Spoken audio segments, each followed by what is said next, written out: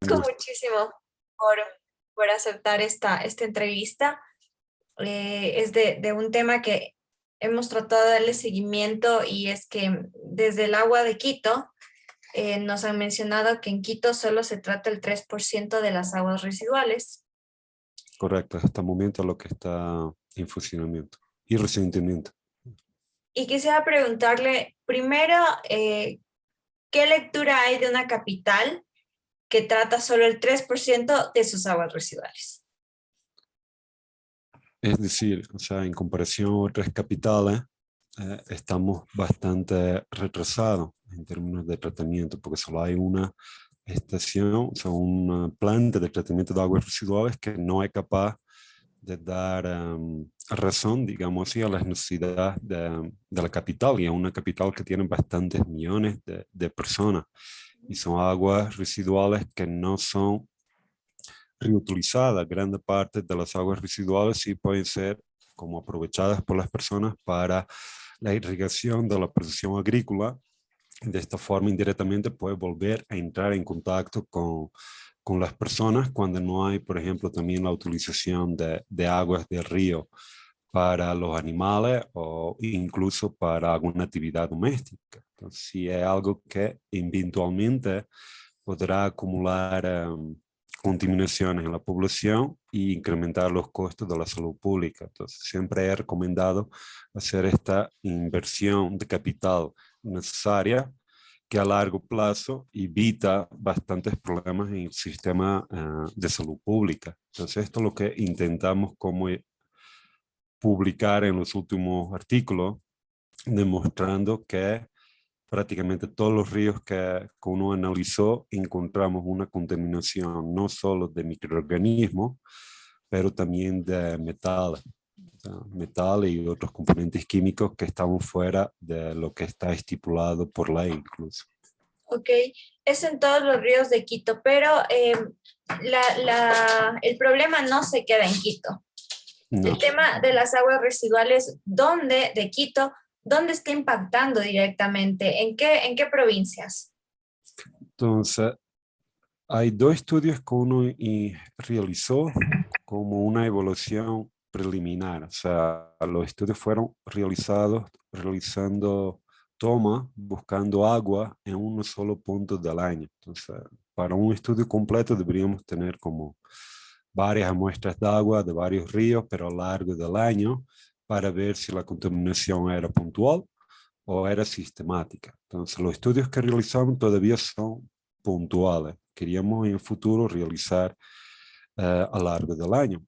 En los estudios que uno vio de forma puntual, en todos los ríos encontramos las contaminaciones con microorganismos y de metales, que eventualmente Quito, como tiene una vasta red de recursos hídricos, esos ríos van a desaguar o incluso entrar en contacto con otro río.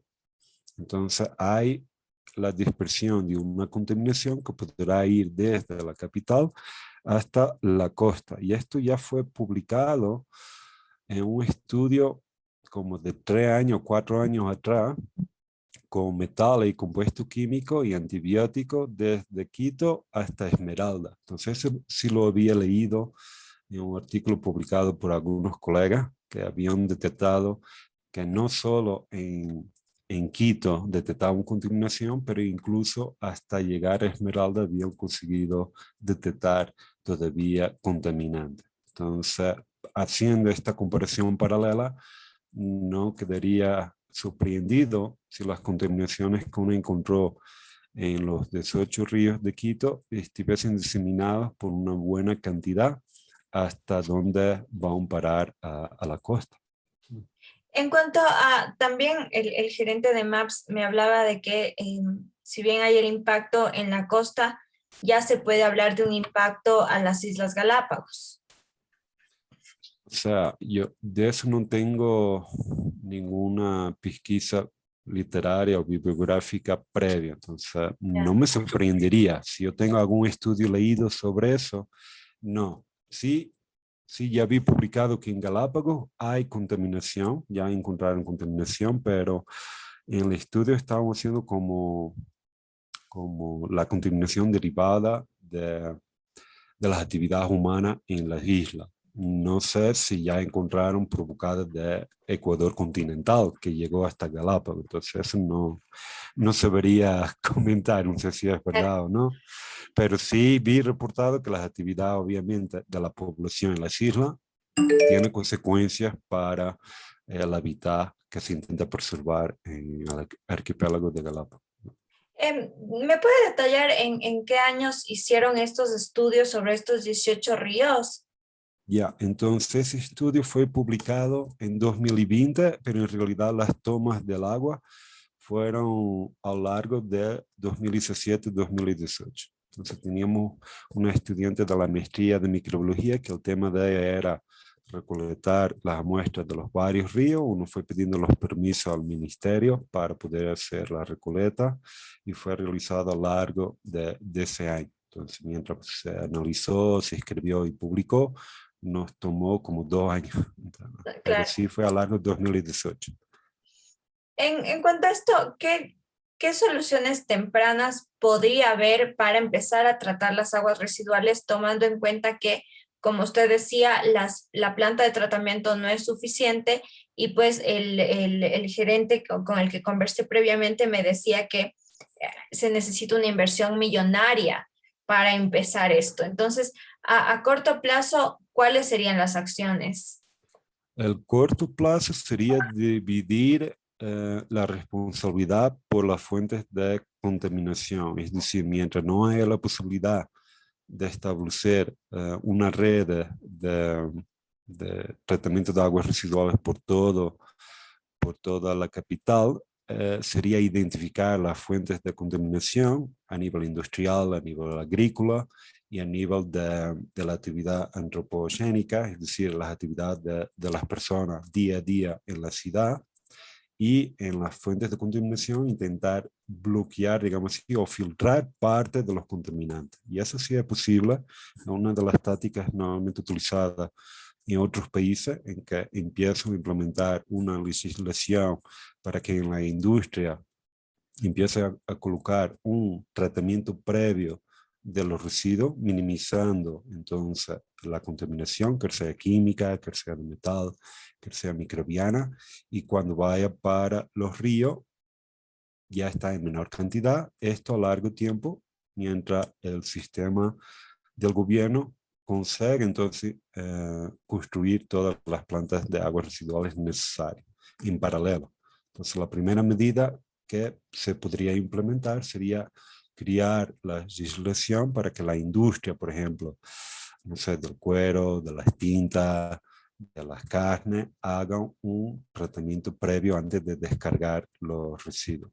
Esto sería uno. En la parte de agrícola también hay, por ejemplo, alternativas en términos de fertilización. Entonces hay fertilizantes químicos sintéticos que son muchas veces ricos en contaminantes químicos que los fertilizantes orgánicos no los contienen.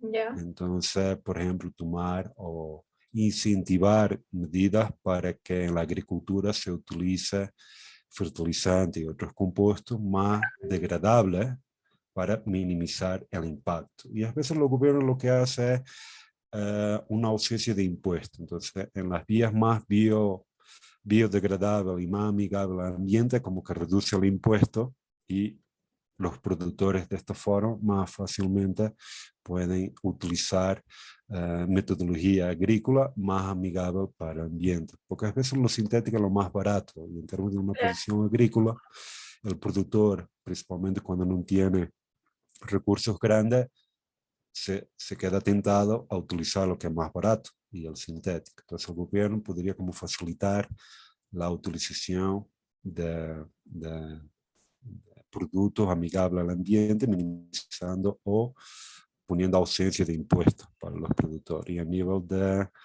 de las actividades antropogénicas de la ciudad, a veces hay esas campañas de conciencia urbana que es necesario cuidar, que aquí en Ecuador hay bastantes campañas de mentalización, que es necesario tener cuidado, hacer un mayor tratamiento o limpieza de contaminantes de forma más frecuente, si en cantidad no es posible, tal vez de forma frecuente intentar minimizar los residuos, tal vez favorecer una vez más la compra de algo que sea más amigable, que algo que ya lo están haciendo en Galápagos. Por ejemplo, en Galápagos, cuando yo fui allá de la última vez, no comercializaban las fundas plásticas, intentamos siempre como pedir al consumidor que llevase sus fundas de paño. Entonces, pequeñas cosas que acumulando siempre hay un impacto en la contaminación. Entonces, quer sea con las fundas plásticas, quer sea no botar los vasos, reutilizar, campañas de reciclaje. Entonces, sería lo ideal. Todo este en conjunto podría tener un buen impacto. Usted me hablaba de este impacto que incluso podría ser para la salud pública en cuanto al manejo de las aguas residuales, pero tal vez en el común denominador de los quiteños, lo que sabemos es que hay ríos sucios y que estos ríos han estado sucios, por así decirlo, durante muchísimos años, que en los 60 el Machangar estaba limpio, pero un día dejó de serlo. Pero no se ve este impacto. Entonces sí quisiera o sea, palpable en la ciudadanía. Sí Claro. quisiera consultarle en tiempo, tal vez se podría hacer una proyección de cuándo podríamos experimentar estos impactos a la salud ciudadana. Claro, claro. Entonces, ya está descrito en otros países. Por ejemplo, hay varios impactos en la salud pública. Cuando hay una contaminación microbiana, es normalmente lo que se observa de forma más inmediata. Entonces, a partir que hay contaminación con microorganismos, normalmente las personas más vulnerables, los niños hasta 5 años, personas de tercera edad que empiezan a consumir o tienen actividad recreativa en los ríos, ya presentan, por ejemplo, varias enfermedades asociadas a gastrointestinal, las diarreas masivas que los niños empiezan a sufrir, pero eventualmente la población entra en contacto y comienza a ganar como resistencia a esos patógenos, ya son como asintomáticos a esa contaminación que se observa varias veces en la población, pero a largo plazo esta contaminación microbiana va apareciendo también con resistencia antimicrobiana. Entonces no es solo el problema de ser contaminado con patógenos, es la frecuencia que encontramos estos microorganismos en el agua que a largo tiempo son patógenos que ya empiezan a presentar resistencia a los medicamentos. Entonces, el primer impacto sería observar varias enfermedades gastrointestinales. Después, normalmente se observa que los patógenos ya presentan resistencia a los medicamentos y ya empieza a afectar entre 5 a 10 años. Si la persona antes era tratada con un antibiótico, ese antibiótico ya no funciona, ya empieza a causar problemas. Y hay también el factor más a largo plazo, que es la contaminación química y de metales. Entonces, por norma, la toxicidad de los metales no se observa en los primeros años. Se Ya. puede ir acumulando metales por décadas. Entonces, personas que están consumiendo metales en agua a lo largo de 10 a 15 años, más tarde podrá presentar problemas de los órganos filtradores del ser humano, normalmente el hígado, los riñones, y entonces la persona a los 50 años podría como presentar problemas que no se observa en locales que no hay estas contaminaciones por metal. Esto también es asociado a que una toxicidad por metales podrá incrementar casos de neoplasia o la formación de cáncer. Y estos son impactos que solo se observa entre 20 a 50 años. Ahora, quisiera preguntarle, a nivel de región, ¿tenemos algún caso de éxito de poder lograr que las aguas residuales tengan un buen manejo, o que, no sé, que supere el 80-90%? O sea, como el problema de las contaminaciones es algo reciente, porque como estabas comentando, hay personas que dicen, ¿no? Cuando yo era niño, la agua de Machangra era limpia, se veía pececitos, o sea, como fue ahora de 20 años, yo no conozco hasta el momento, pero este por ignorancia, yo no conozco hasta el momento una área que estaba altamente contaminada, que ahora está Este limpio. en estero, no digo estero, pero a niveles normales. Yo no conozco, es capaz de ver, pero yo no sé responder esa pregunta. Ok, ok. Pero a nivel de región, tal vez se sabe en cómo estamos nosotros colocándonos en este manejo o es ya un problema regional.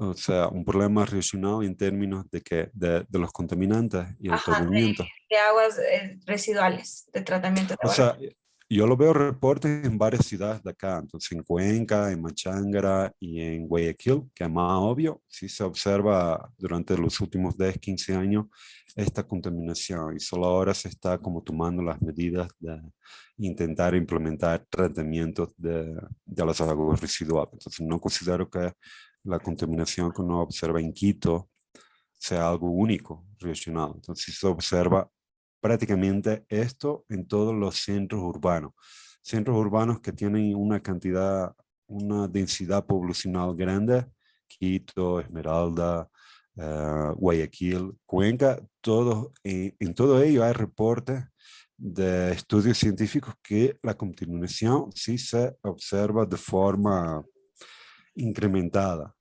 En términos de bioremediación, no sé si ya están implementando en Cuenca, no lo sé, pero pienso que Esmeralda y Guayaquil todavía no lo hay. ¿Me podría detallar cuáles son los tipos de microorganismos o bacterias que se encontraron en estos 18 ríos de Quito? Ya. En los 18 ríos de Quito se encontró en todos los ríos cantidad de contaminación fecal elevada. Y normalmente a esto le llamo la especie Escherichia coli y un grupo variado que le llamo coliforme. Entonces, y estos normalmente son indicativos de una contaminación humana. O sea, puede ser derivado de los animales, de los baños de las personas en los centros urbanos o incluso de una actividad industrial relacionada con animales o Ya. productos derivados de animales. Entonces, eso lo detectamos en todos los ríos. Entonces, es el primer parámetro de microorganismos que se realiza. Y además de esto, nos interesó también ver si había la presencia o no de lo que le llamamos microorganismos patogénicos. Y hay dentro de Escherichia coli, que es, que es un género, un grupo bacteriano muy normal en el intestino, a veces hay patógenos, cepas de especies que ganaron factores de virulencia. Entonces ahí encontramos varios patotipos en Quito. Entonces, solo para tener idea, uno evaluó 4, de los 4, 3 fueron encontrados en determinados ríos, no en todos, Ya. pero en varios. Entonces, uno de los más afectados era Monga, que detectamos 3 de 4 patotipos de Escherichia coli. ¿Monjas? Ajá. Ya. Y qué más, Moja, Machángara y Guayabamba. Entonces, en Machángara encontramos 2, en, en, en Monja encontramos 2, también diferentes de lo que habíamos encontrado en Machángara, y en Guayabamba hemos encontrado 1. Entonces, de los 4 tipos de patotipos que habíamos evaluado de Escherichia coli, 3 de ellos fueron detectados. Machángara y Monja detectaron 2 diferentes y en Guayabamba solo uno de ellos. Además de Escherichia coli, también intentamos detectar la presencia de parásitos. Entonces, aquí es una de las preocupaciones que se encuentra en Ecuador, esta prevalencia de parásitos en la población. Y uno detectó Cristoporidium y Giardia en los análisis. Estos fueron los 2 parásitos que uno solucionó para evaluar si había en los ríos o no. Ya. Hay Y, una, perdón, sí. no, y lo que te quería comentar es que en relación a los parásitos, yo lo estaba aquí buscando para no equivocarme.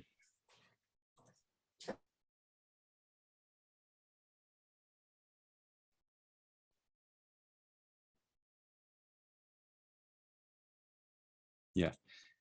Y en relación a los parásitos, encontramos parásitos en 3 ríos, en Mindo, en Pisque y Alambi. Ya. ¿Y estos parásitos son esos derivados que usted me indicaba? Esto, ¿cuál es de grado? Perdón, perdón.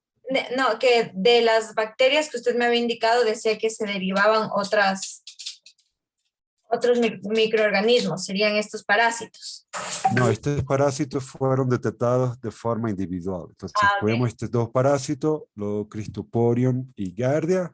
Cristoporium fue detectado en 3 ríos, el Mindo, Pisco y Alambi, mientras que el segundo parásito, Giardia, fue detectado en 8 de los 18 ríos. Y aquí fue detectado en Machangra, San Pedro, Moja, Blanco, Minde, Pisque, Pilantón y Huachala. Entonces sí fueron bastantes ríos que todavía se encontró parásitos. ¿Hay No alguna, fueron todos, claro, pero sí, sí fue bastante. hay alguna media en el tema de la calidad del agua? Quiero decir, por ejemplo, no sé si se puede definir como muy tóxica, medianamente tóxica, así se tiene esa definición y en dónde entraría Quito, los ríos de Quito.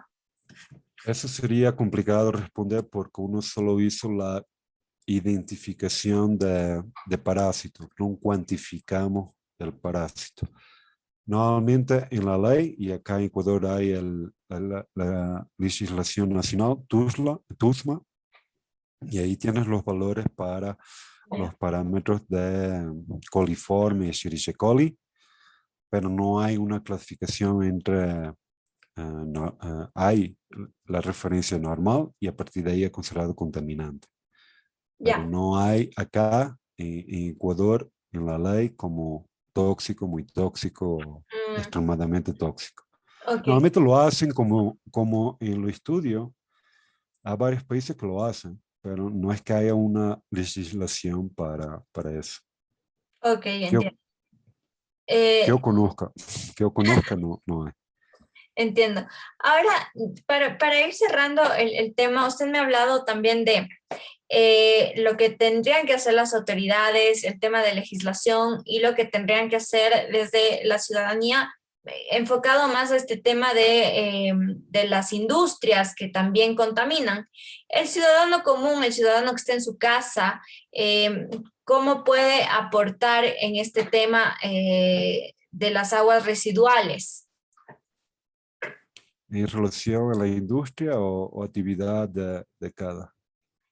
En la casa, un ciudadano, Ah, la casa. no una industria, un ciudadano en su casa, en una familia.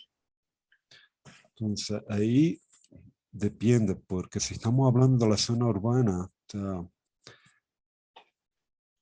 no habría así tanto que las personas pudiesen ser a nivel de contaminación de fecal, no, tendría que ser de la responsabilidad de la alcaldía. Entonces ahí Ya, ya debería haber como un pretratamiento. A nivel de la contaminación por metal y compuestos químicos, lo que te había comentado de las campañas, tal vez de utilizar materiales más biodegradables, productos de desinfección, de limpieza de la casa que no tenga o al menos en una baja cantidad metales o compuestos químicos que podrán afectar el ambiente, entonces ahí se podría actuar y por ejemplo, las reparaciones de cada, cuando utilizan tinta, entonces hay tintas que tienen una fuerte concentración de metales, ver qué tipo de, de de metal. materiales, de material está utilizando en cada, pero son siempre más a base de una campaña ya de conciencia ciudadana, no propiamente que la persona en cada lo debería saber, pero a veces Claro. con algunas campañas es capaz de cambiar si favorece la compra de esos materiales con un descuento en en los supermercados, en la ferretería, entonces por norma se podría controlar eso. ¿Hay alguna Pero relación entre el mal manejo de la basura, de los residuos sólidos, con la contaminación en los ríos de la persona en cada o de la alcaldía. de la alcaldía? Porque el relleno sanitario es otro tema que está en colapso y pues sabemos todo este tema de los lixiviados, entonces sí quisiera saber si hay un impacto también en estos metales, en estas bacterias que se encuentran en los ríos. Eso no tenemos la información, porque uno de los estudios, o sea, uno de las conclusiones del estudio fue, este es un estudio que fue puntual, fue hecho una vez al año, Ujú. entonces se debería hacer un estudio longitudinal para observar si la contaminación era constante a lo largo del año o fue algo que solo fue observado en ese momento del año. Entonces Ah, ahí ya tendríamos una indicación si el problema es realmente continuo, sistemático o no. Y segundo punto del estudio fue que deberíamos también hacer una planificación de los locales de recolectas de agua. Es decir, uno hizo recolectas de 18 ríos, pero fue solo un local. Entonces lo ideal, con más fondo, sería en el futuro ver los ríos que uno encontró una mayor contaminación y a lo largo del río solucionar varias zonas geográficas que nos permiten indicar, bueno, esta zona sí presenta contaminación como esperábamos, pero esta zona no. Y empezar a eliminar fuentes de contaminación. Es decir, si un río pasa por una zona agrícola, si pasa por una zona industrial y si pasa por una zona poblada, empezar a detectar en diferentes locales dónde está la mayor fuente de contaminación. Y eso nos faltó. Entonces, lo que uno hizo fue comparar entre el río de una ciudad qué tipo de contaminación microbiana, química y de metales no ok. encontramos. Y ahora falta responder cuál es la mayor fuente de contaminación. Entonces, no te sabría indicar con certidumbre si realmente el mayor responsable de este problema sería de nosotros como ciudadanos de la ciudad, que debemos tener un mayor cuidado, si la alcaldía debería ver dónde está y cómo trata el residuo, o si realmente es un problema ya más industrial o de una producción animal o agrícola. Y puede ser todo. Tantas uno va a estudiar este en el futuro y empieza a ver con un poquito en esta actividad, un poquito de la otra, acumulado, sin plantas de tratamiento de aguas residuales, lo que origina todo este problema. ¿Cada qué tiempo debería una alcaldía hacer? O sea, esto ustedes lo han hecho desde la academia, pero ¿cada qué tiempo las autoridades deberían hacer Y este lo hacen, monitoreo? y lo hacen. O sea, si hay reportes, el último que yo vi, podrá haber un más reciente, pero el último que yo vi pienso que fue 2018, el reporte, y normalmente se intenta hacerlo como entre 2 a 4 años periódico, y normalmente observo parámetros de metales, no todos, pero algunos, y también de Escherichia coli y coliforme, que son los contaminantes fecales. Y por norma lo hacen, pero obviamente no lo hacen, por ejemplo, de parásitos Claro. y no lo hacen toda la gama de Y metales. tampoco han llegado a estas conclusiones que usted me indica, por ejemplo, que faltarían de saber dónde está el principal contaminante o si es un cúmulo de acciones. Entonces, lo que yo tenga leído, no, sí sacan, o sea, sí obtienen algunas hipótesis que probablemente el sistema de distribución de agua podría ser mejorado en algunas regiones que todavía no llega agua potable, y si llegase el agua potable probablemente disminuía los problemas asociados a estas contaminaciones, las enfermedades causadas por el uso de agua del río, pero sin directamente apuntando que yo tenga leído de una respectiva actividad causante, no. Pero en términos de planificación del urbanismo, podrían como que imitar lo que se observa ya en otras ciudades o capitales del mundo, que intentan separar la zona poblacional de la ciudad con la actividad de industria. Entonces, Ya. tenemos un problema que cuando empezamos como a crecer en Quito, se empezó a mezclar zonas que las personas vivían con las zonas de Industrial. actividad industriales, Ujú. que es algo que ya pasó en otras ciudades, pero ciudades que eran, que se vieron afectadas por tanta contaminación, empezaron en la planificación urbana a intentar movilizar la industria en una zona diferente del distrito de la zona urbana. Y estando como compartimentalizado esto, la densidad poblacional también bajaba, que era en su actividad industrial, que era en la zona que estaba viviendo, en la zona urbana, y por sí solo como que disminuye la contaminación. Y en cada zona como implementar tratamientos de aguas residuales o derivadas de la industria, que lo tenían que hacer de forma parcial, y en la parte de densidad poblacional donde vivían las personas, implementar. Entonces tenemos un problema que estamos todos a vivir y a trabajar en el mismo local. Y la Ya, mayoría de las alcaldías lo que intenta es, en un futuro, intentar como facilitar que los terrenos, la accesibilidad de las industrias se vaya distanciando de las capitales. Entonces, pienso que se podría como adoptar también la misma medida al futuro. O sea, ahora no es posible, yo no hice lo mejor que podía. claro, En el futuro se debería como intentar planificar, digamos así, dónde va a concentrarse la actividad industrial, dónde va a haber un mayor foco de producción agrícola y donde, y mismo en la ciudad, tentar como dispersar para afuera. Entonces, varias capitales de otros países como que ya tienen el centro urbano como actividades recreativas, museos, se trabaja en las tiendas, pero después empiezan como a intentar usar zonas más distantes para que las personas vivan, la zona industrial todavía distribuida, que algo que tenemos acá en Ecuador como problemático. Tenemos grandes centros urbanos en Esmeralda, en Cuenca, en Guayaquil y en Quito, pero después tenemos provincias que no hay tanta densidad poblacional, que podrían ser aprovechadas para tener otras fuentes de economía ya, agrícola, industrial. entiendo. Me ha esclarecido muchísimo este tema que va a salir el viernes, así que pues le agradezco mucho. Solo quisiera para el registro que me ayude con su nombre y cómo debe ser citado en la nota, por favor.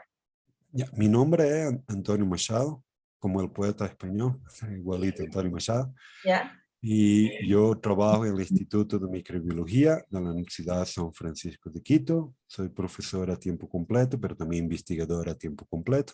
Entonces, debido entre clases y investigación, los trabajos que uno realizó fue siempre como grupo. Entonces, yo soy solo un autor del trabajo que fue publicado. Entonces yo estaba realizando la parte de microbiología, de microorganismos, pero la parte de química y de los metales fue realizado por las colaboradoras Valeria Ochoa, que trabajaba en la Universidad de San Francisco y ahora está como decana en la Universidad del Rosario en Bogotá, en Colombia, y por una investigadora francesa, Laurence Maurice, que, que está asociada al Instituto Pasteur en Francia, pero también, perdón, déjame ver para no estar diciendo tonterías en el artículo.